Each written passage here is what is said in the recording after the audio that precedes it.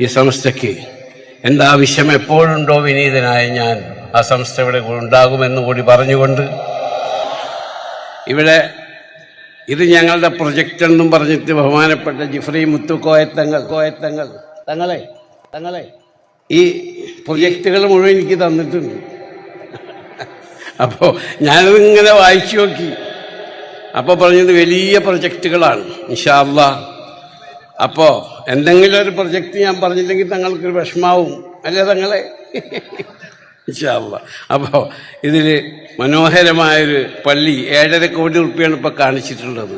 ഇൻഷാ അല്ലാഹ് ഈ പള്ളി തങ്ങളെ ഇനി കൂടിയാലും ശരി ആ പള്ളി ഞാൻ പണിത് തരും ഇൻഷാ അല്ലാഹ്.